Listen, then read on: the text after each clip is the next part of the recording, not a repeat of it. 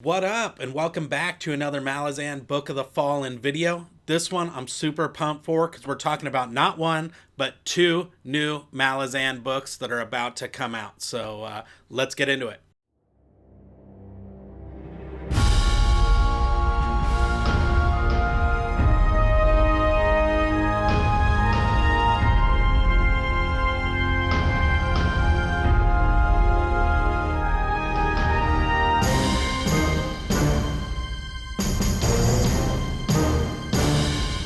All right, so there's two new books to look forward to. One is coming out in November, I think November 21st of 2020, which is this year.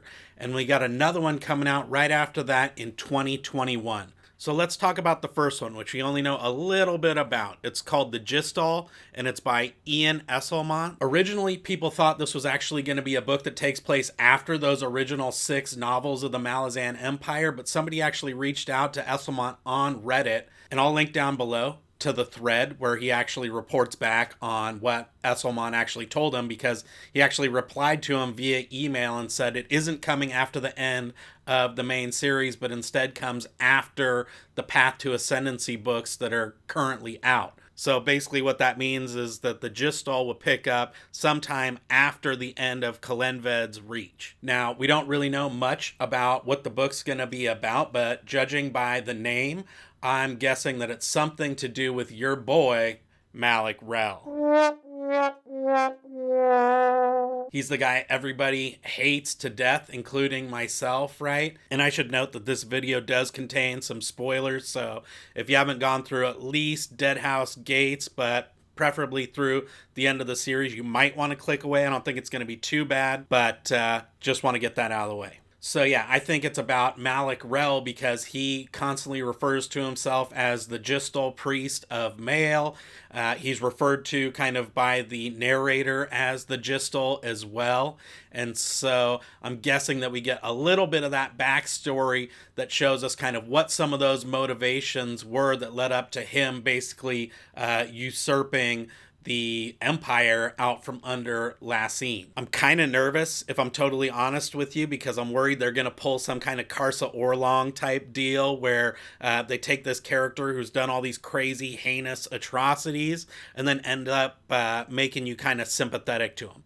I'm really hoping I don't have to be sympathetic to Malak Rel. He's pretty much in the non-gray, pure black kind of evil category for me right now at this point in time, but I could see that they might go back and explain some motivations. And actually, if you look at the last couple books in the main series from a kind of governance ruling standpoint, he doesn't do that bad of a job. So my fear and my suspicion and kind of my guess is that they are going to kind of explain that backstory, show that he has this kind of greater good or altruistic side, or at least cares about kind of the people or wants to govern well or what have you. And everything we saw in the main series was just like his, heinous means of being willing to kind of achieve that at any cost. I definitely don't envy them trying to make Malak Rel a sympathetic character, but it'll be really interesting to see because it's kind of in some ways parallels that argument that Laseen was making as a justification for taking down Wu and Dancer, right? In the first couple chapters of Deadhouse Gates, which I'm in the process of doing my reread and videos for that one as well.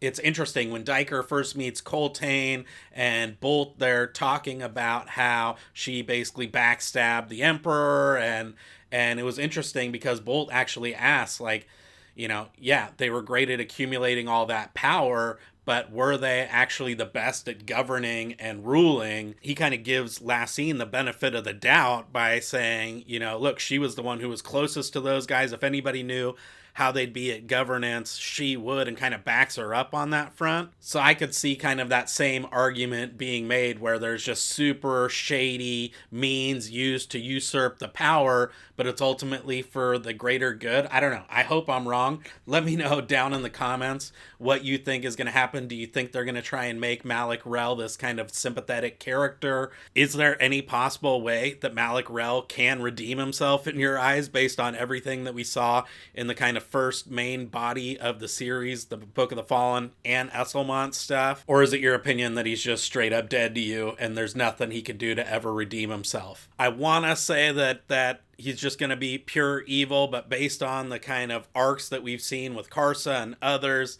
and how there's just straight up no pure black and white characters, everybody's some shade of gray, I think it'll be interesting to see if I'm right and they follow that path, or if we'll be able to just empathize with him at all and kind of understand where he's coming from.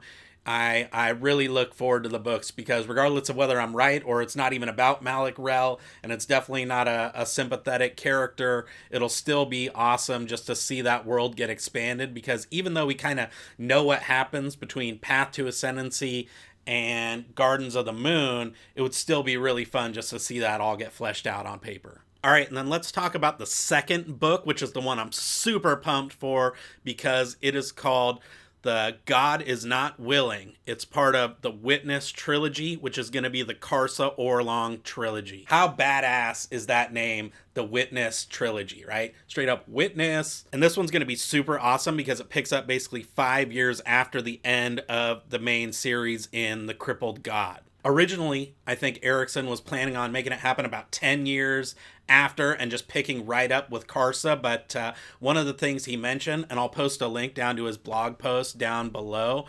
is that Karsa's not even going to show up in the first book.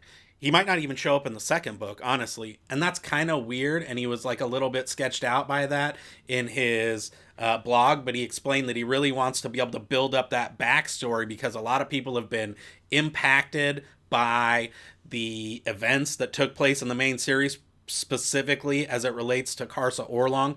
He crosses through the paths of everybody, right? Like the Bridge Burners, Hood, Animander Rake, all the Darujistan contingent, and everybody in between. So there's a lot of people out there who want to find Karsa, who have scores to settle with Karsa. I'm really excited to see who actually shows up. Actually, let me know down in the comments, who do you think is going to show up and who do you want to see in the books? For my money, I'm pumped to see if he links back up with Samar Dev. If we see a Shadow Throne up in there, does he interact with Krupp? That would be epic. And also his daughters, and just getting back to the Treblord that he left behind, because that seems like it's going to be a big part of the story. And actually, I don't know if you guys follow Erikson's Facebook page. You definitely should, because he's always leaking out like really cool tidbits. So the other thing that makes me super excited is that this book is already done. A few weeks ago, he put it out back on his Facebook page and said that the book is totally done. He just finished the epilogue and it had been shipped off for editing and all that other good stuff. So definitely looks like we're on track for that 2021 release date, and I just love that he puts out all of those updates on his page. Not a lot of authors do that. If you're a Game of Thrones, Song of Ice and Fire fan, right? We've been waiting for days, and there's barely ever any updates. It's brutal. King Killer Chronicle, you guys feel me. So yeah, it's really cool to get those updates. And the other cool thing is he put up the whole entire prologue for the first book, The God Is Not Willing, right? And so that got me super pumped. We see some Dalis. We see, I think, his daughters, Karsa's daughters in there. And the whole thing just seems super exciting to see, kind of this this legend that he's left behind. In some ways, he might have become the Treblor God, right, by this point. And so they're all trying to find him and hunt him down and figure out what's going down. Yeah, it seems like it's going to be pretty badass. Is he going to reconcile with Dalis? Are they going to become an item now after this kind of period where he was pining over her for days and she was like hooking up with his homie? That was so brutal. But, at the time, we didn't feel that sympathetic to Karsa. So the other really cool thing that he put out on his Facebook page recently was a screenshot of the epilogue right before he sent it off to his editors and stuff.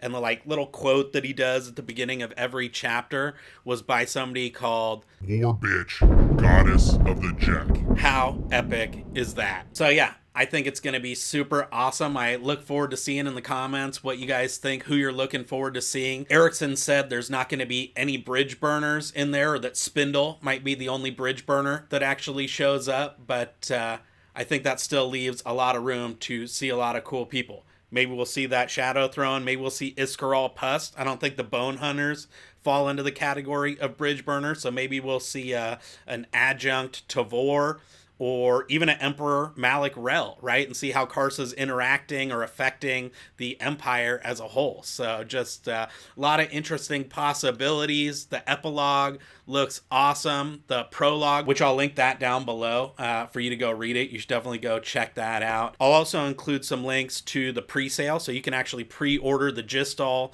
and the God is Not Willing. So I'll link those down below as well.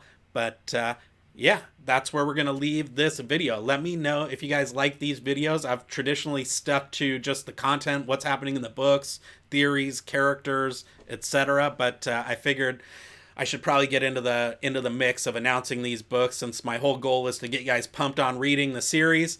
You know, having this kind of finished first body of work plus all these extra add-ons for you to enjoy, I think is a big draw. So hopefully you're as pumped for it as I am.